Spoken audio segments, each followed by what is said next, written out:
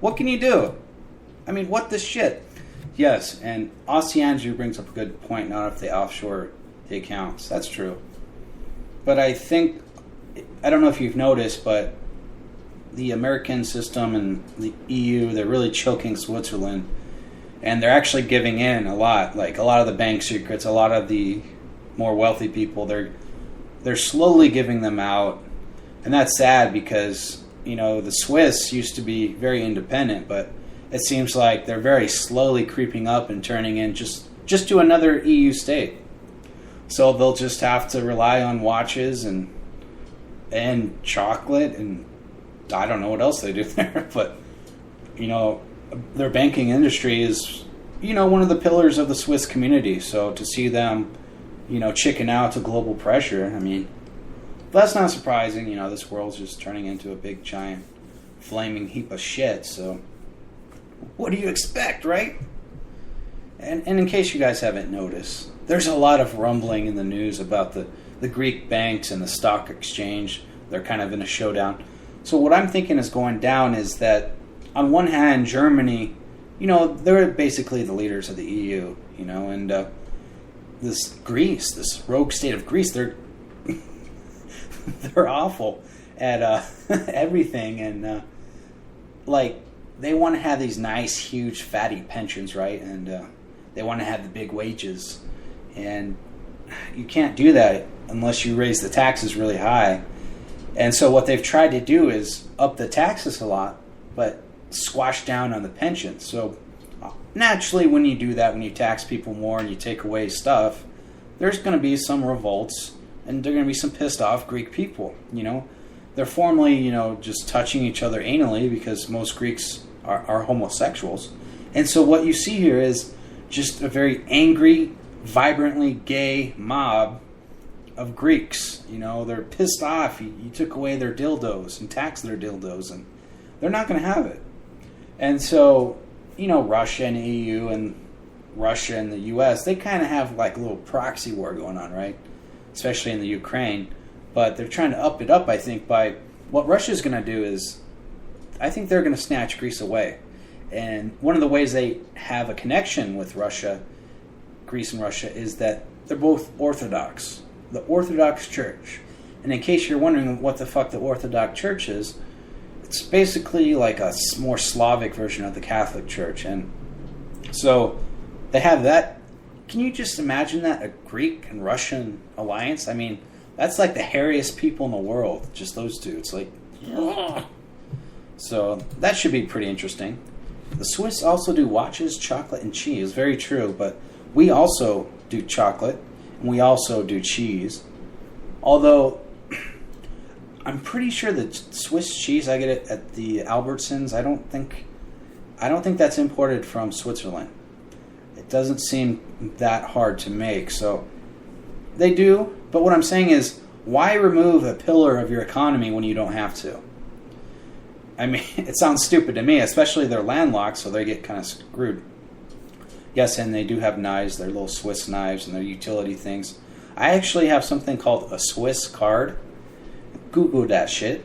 But if you do Google that shit, look on eBay or Amazon and you'll see it. And it's like an enlarged credit card. It has scissors. It has like a laser. It has all this neat stuff, like 13-in-1 tools. And you just fit it in with a card thingy. And it's more like a Swiss keychain sort of as a credit card. It's really cool, very beneficial. And the scissors that comes, you can pull it out, and they're actually very, very useful. You can cut stuff actually really quick instead of the one on your keychain where you're like, it has a really good spring. You know, springs and scissors. Fuck yeah, motherfucker. The Swiss. You know, another thing is, I don't know if I've had a Swiss beer. You know, I don't know if people know this, but Switzerland is about 70% German. Then the secondary ethnicity is the French, and then there's a small, I think a few of the cantons are, I think 3 cantons are Italian. So, yeah, it's 70% German. And, yeah, where's all these Swiss beers at?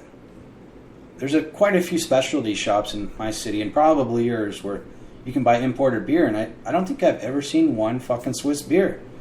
They're, Europeans are basically drunks, so they should have something. Germany has all these different ones. Austria has quite a few. But what about the Swiss? That makes me suspicious. Is that like a Mormon island there now? I mean, they're stuck, they're landlocked, they're fucked, and they're not drinking? I mean, yeah, they got a nice lake there, but things are getting suspicious for me. I can see that as bullshit because they tax lower in the middle class, yet the upper class is crap because they feed off this and stay rich. Yeah, and that's the thing that's why I think, and I hate to be a Rand Paul fanboy, but at this moment I don't see anyone too much better. It seems like his flaws, while he has quite a few, I like the liberty aspect of him, and I think that's why he's at my top. He's not really strong on immigration like I'd like him to be, but I don't know. Another thing he brought up today was just abolishing the whole marriage aspect out of government. Because what these people are doing is they're focusing on this government and marriage license thing, and it's like, why do you want government involved in marriages to begin with? Because that can fuck you in the long run. And that kind of makes sense. I think Alabama and Alabama and some other state, they're trying to abolish something. So, and I think that's smart. Get government out of marriage. There's no need for it. Now, I think at one point, and I think it's still there, is there's a little bit of a tax break if you're married. But even then, what happens when you're not? And how expensive is a fucking divorce? I mean, there's a whole industry out there where, lawyers, ooh. And that's so stupid when couples do that. When they go to a divorce lawyer, and then they go through this guy, and they divide up the funds that the man could have given to the woman or the woman give to the man in alimony. So you're basically paying someone to help you distribute the funds. So if people just did this separately, both parties, well, at least the person getting the alimony would get a lot more if they just factored the divorce lawyer out. I mean, they generally take about 25% or whatever, it's just stupid. I don't know why people do this. Swiss has never been invaded due to their geolocation. They have, actually. Napoleon was the only person he invaded a certain French part. There was a bunch of farmers who weren't really armed, and after that is when the Swiss started to do the more mandatory gun ownership and all that. So at the time, the Napoleon was successful in holding a portion of Switzerland, not all of Switzerland, but a portion of Switzerland for about 10 years, I think it was. But that was it. That was the only successful invasion. And there's a book out there called Target Switzerland, and it deals with Switzerland being surrounded by Axis-controlled areas. And there was some times there that Nazi Germany almost invaded Switzerland, but it was always called off for other things. And the thing is that, Switzerland has a lot of guns. A lot of people there are armed, and they're trained.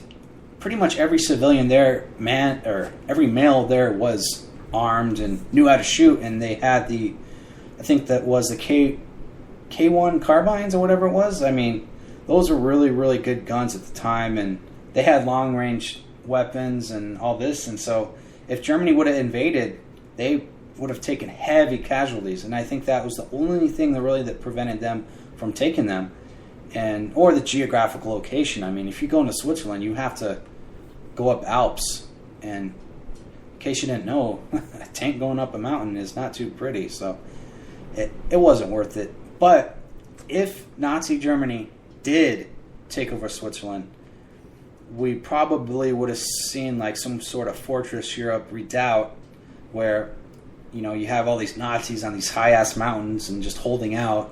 That would have taken forever to kill them all off. So I guess the world's a little bit or they should be nicer that, he didn't. So I guess it shouldn't be nicer. And Stalin, actually, he really didn't like Switzerland at all. And towards the end of the war, people don't know this, but Stalin actually, he postponed the end of the war. Like, there was a certain contingent of Nazis in the Italian Alps, that like 600,000 of them, that wanted to surrender. But because Stalin couldn't be somewhere for the negotiations, because it was set up to where it had to be Russian, British, and American. They all had to meet somewhere and okay stuff, like the major things. And so Stalin wasn't there, so he said, no. The reason Stalin didn't want the end of the war to come too soon was because he wanted to push his troops eastward as much as possible. Therefore, if he pushed all these people that far, he could have basically Eastern Europe. And so that's why World War II was delayed, I believe, by about 9 months. And just way she goes, man. Way fucking she goes. Yeah, Stalin doesn't get as Guy Shea's saying, Stalin killed a lot more people than Hitler, but Hitler is more demonized. I've always found that weird. Or Cambodians, Pol Pot, he'd kill people wearing glasses and killed millions and millions. But I think what happened was Hitler killed a lot of Jews, and Jews are very powerful in the media and stuff. So that's why a lot of people put more emphasis on that. And we don't talk about like the Armenian genocide, during World War I.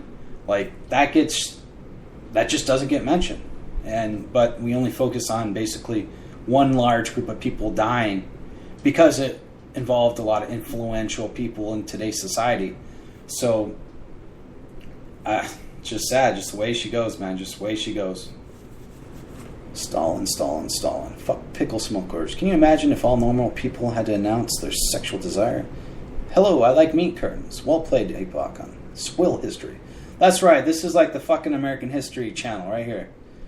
Yeah, Pol Pot ate his people. No, does not surprise me at all.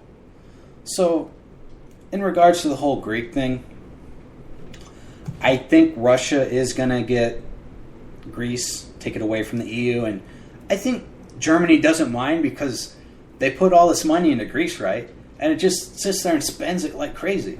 So it's like, go ahead, have them, reluctantly, but that's the thing is, I think once Greece leaves, the trigger point will be like, all the other people that are failing, like, are they going to get rid of us? So once Greece does leave, I think it'll trigger, I'm thinking maybe a mini meltdown or at least another recession, because when someone leaves like that, then all these other countries that, the Nordic are kind of taking care of Southern Europe, let's be honest. So what you'll see is somewhat of a meltdown.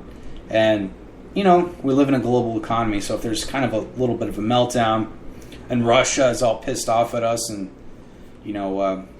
Saudi Arabia, they really trolled the world by doing that. What they did about a year ago was reduce gas prices by the output and the prices. They did that to get rid of a lot of the startups in America.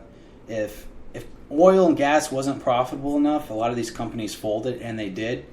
And so Saudi Arabia, which already has its infrastructure, which already has millions and millions, I shouldn't even say billions and billions, so they could afford a recession, whereas people out here, if you strain an economy for a few years, you'll see all these companies go under and they'll just forget about it. So Saudi Arabia had to do what it had to do to help secure OPEC. And so that makes sense, because I have some stocks in South America, North America, and some of the oil, and I was fucked really hard, but you just have to hold on to stuff and sell when it's at its highest, buy during a dip, and you should be fine. So I don't know about this whole Greece thing, people. I smell somewhat of a meltdown, not looking forward to it, or maybe I'm looking forward to it, because during chaos there's opportunity. Just like Spreaker. Look at all the chaos that goes on here, and look at all the opportunity. Alright guys, that's the end of my show. Till next time.